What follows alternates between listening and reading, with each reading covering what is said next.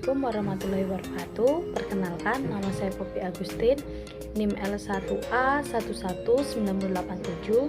Saya mahasiswa Fakultas Pertanian, Prodi Kehutanan, Universitas Jambi angkatan 2019. Adapun video ini dibuat untuk memenuhi tugas mata kuliah Teknologi Benih dengan judul yaitu pengadaan benih. Yuk kita simak videonya. Jadi pengadaan bibit adalah kegiatan penyediaan bibit untuk ditanam langsung maupun yang disemaikan terlebih dahulu sesuai dengan kebutuhan masing-masing tanaman. Jadi pengadaan bibit ini ada beberapa tahapan. Yang pertama yaitu koleksi benih, yang kedua yaitu penanganan benih, yang ketiga pengujian benih, yang keempat itu ada penyimpanan benih, yang terakhir itu ada pengemasan benih. Jadi pengadaan bibit adalah kegiatan penyediaan bibit untuk ditanam langsung maupun yang disemaikan terlebih dahulu sesuai dengan kebutuhan masing-masing tanaman. Jadi pengadaan bibit ini ada beberapa tahapan. Yang pertama yaitu koleksi benih, yang kedua yaitu penanganan benih, yang ketiga pengujian benih, yang keempat itu ada penyimpanan benih, yang terakhir itu ada pengemasan benih. Yang pertama itu ada penanganan benih. Jadi di dalam kehutanan, pelaksanaan penanganan atau pengolahan benih ini merupakan langkah pelaksanaan sejak dari buah dan benih diterima pada pabrik pengolahan sampai benih tersebut siap untuk ditebar. Adapun komponen-komponen dalam kegiatan penanganan benih ini, yang pertama yaitu ada pematangan pasca pemeraman atau pra-perawatan.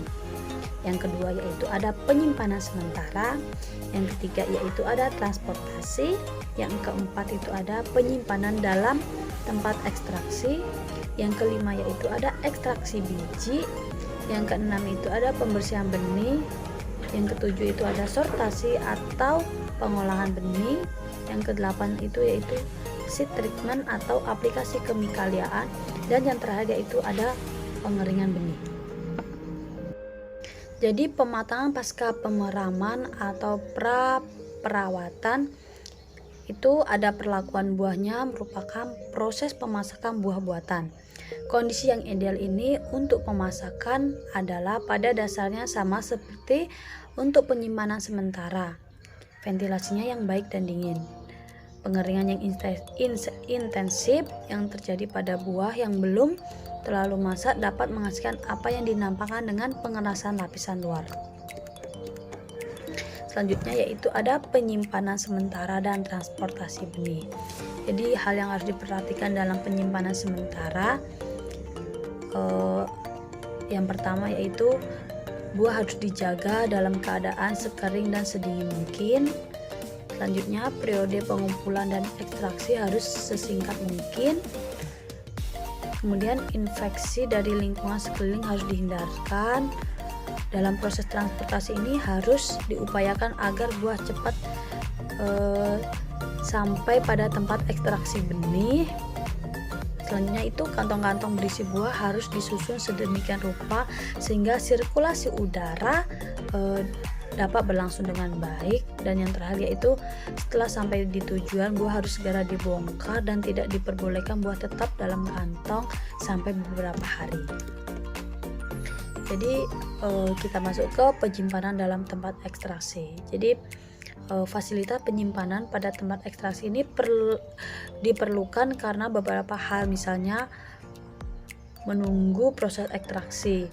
Beberapa tipe penyimpanan sederhana yang mungkin mulai dipergunakan yaitu yang pertama yaitu ada lantai terbuka, yang kedua ada kantong, yang ketiga ada bagi kawat. Nah, selanjutnya kita masuk ke ekstraksi biji. Jadi ekstraksi biji merupakan proses pengeluaran biji dari buah atau polongan. Merupakan proses sekunder pelepasan dan pemisahan benih secara fisik dari struktur buah yang menutupnya. Berdasarkan proses ekstraksi ini, buah dan polong dapat digolongkan menurut cara pengekstraksian. Yang pertama itu ada kon dan polong, yang kedua ada buah kering, yang ketiga ada buah dengan daging yang berair, dan yang terakhir itu ada benih reklaternat. Maksud dilakukan ekstraksi yaitu yang pertama mengurangi campuran. Benih biasanya merupakan 1-5% dari total volume buah. Pengurangan campuran dapat membantu mengurangi biaya penyimpanan dan pengangkutan. Yang kedua itu mudah penanganannya. Benih ini umumnya diuji diberi perlakuan dahulu dan ditanam secara individual sehingga perlu pemisahan benih dari buahnya. Yang selanjutnya itu meningkatkan kemampuan penyimpanan.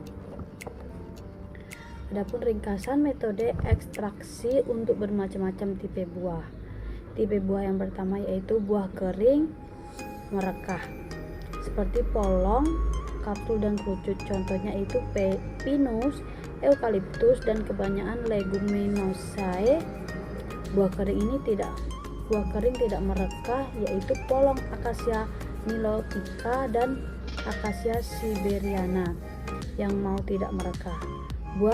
Buah serotinus atau berserat keras ini seperti buah kerucut, kapsul dan beberapa buah dan berkomponen kering. Buah berdaging lunak mengandung serat tipis seperti Vitex spp dan Ziziphus spp. Buah berdaging lunak mengandung serat lunak seperti Prunus oleficus.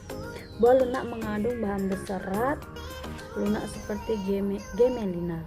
Buah berdaging mengandung jalinan serat seperti Tectona gradis, Sclerotia spp dan Vitex spp. Jadi proses ekstraksi yang pertama itu pengeringan, lalu diayak atau diputar dalam drum atau silinder. Selanjutnya pengeringan masuk ke tahap pemukulan untuk melepaskan benih. Pemanasan dalam tanur atau oven, selanjutnya pemutaran dalam drum. Selanjutnya melakukan proses pembakaran permukaan buah, pemutaran dalam drum.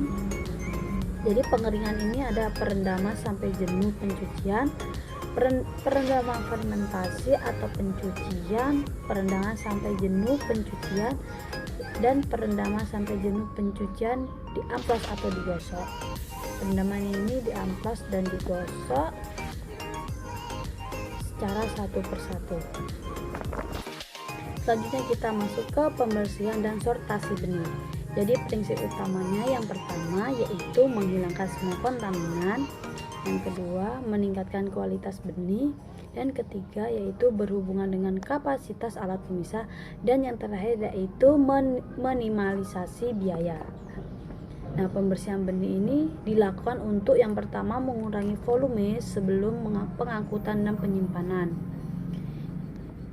Yang selanjutnya memudahkan pembersihan dan penaburan. Selanjutnya meningkatkan mutu fisik. Dapat dilakukan secara manual atau menggunakan mesin. Jadi sortasi atau penggolongan benih ini dilaksanakan berdasarkan pada sifat-sifat morfologi benih atau fisiologi benih, seperti dimensi benih atau berat jenis benih. Pemisahan benih berdasarkan warna melalui komputer merupakan penemuan baru. Selanjutnya kita masuk ke seed treatment.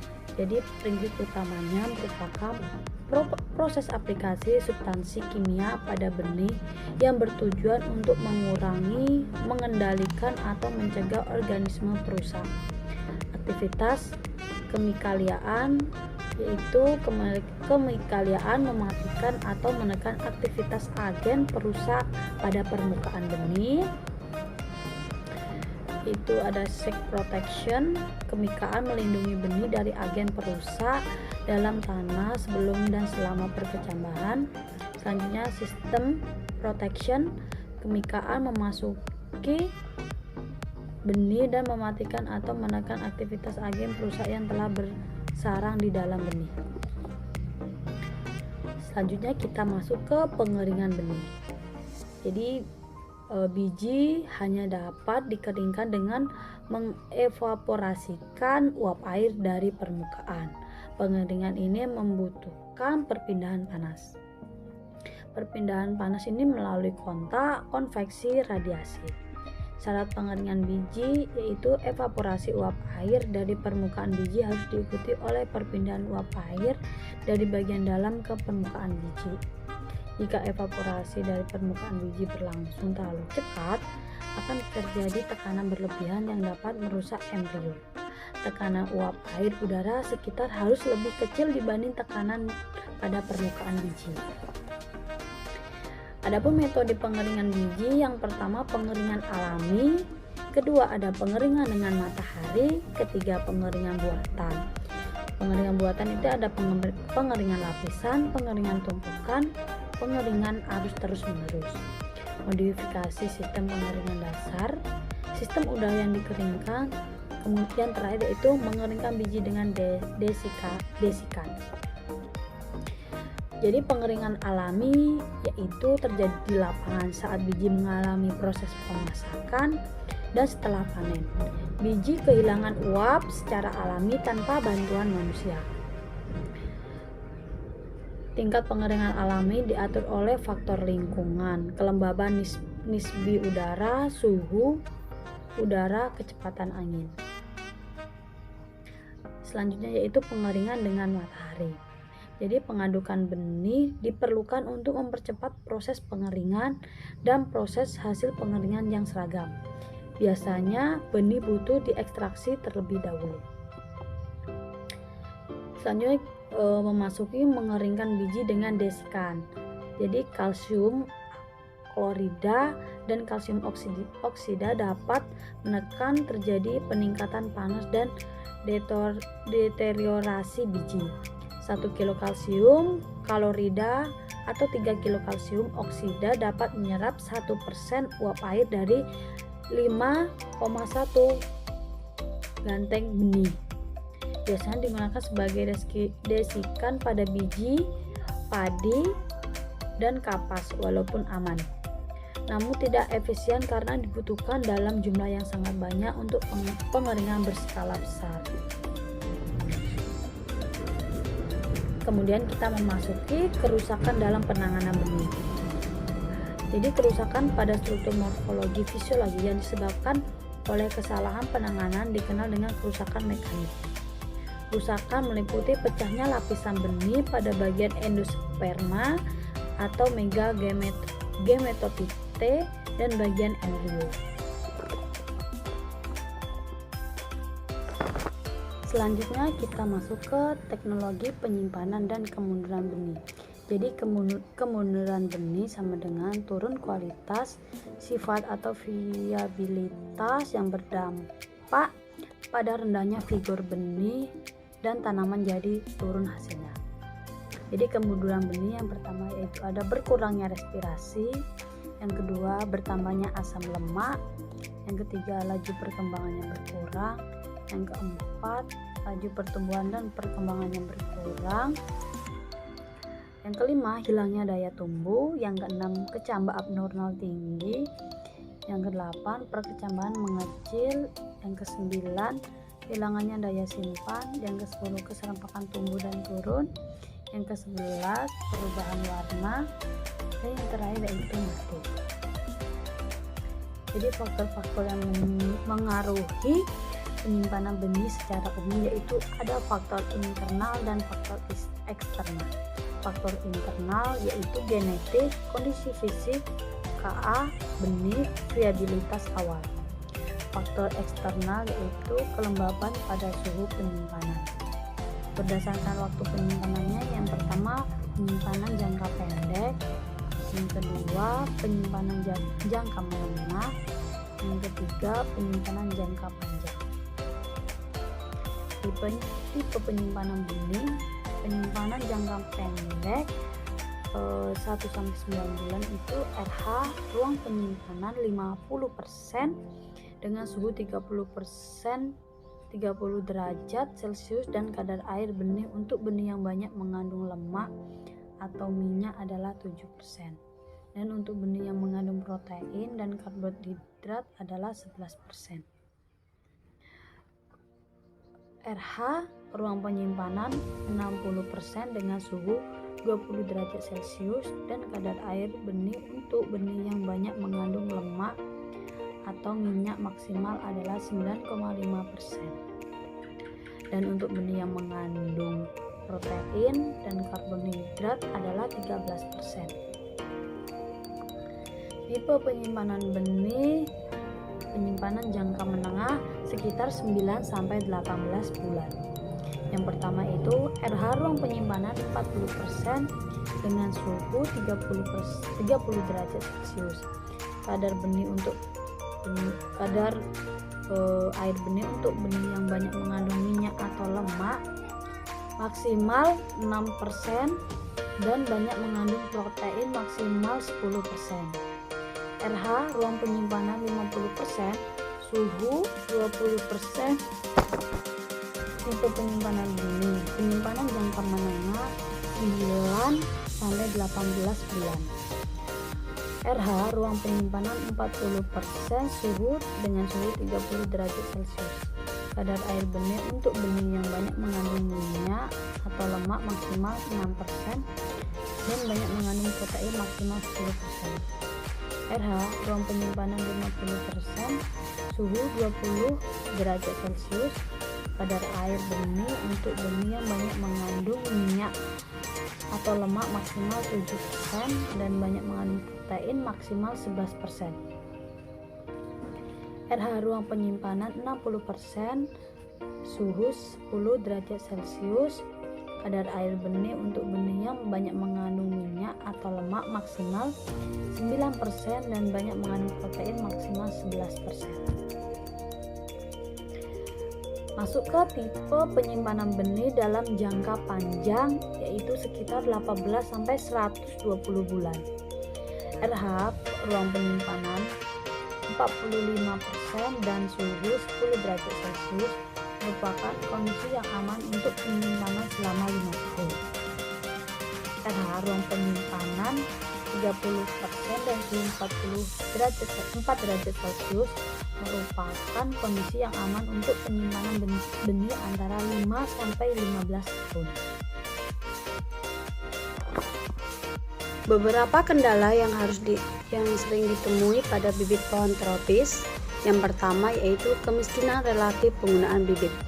Sebagian besar dan peningkatannya penanaman pohon dilakukan di lahan pertanian oleh petani kecil.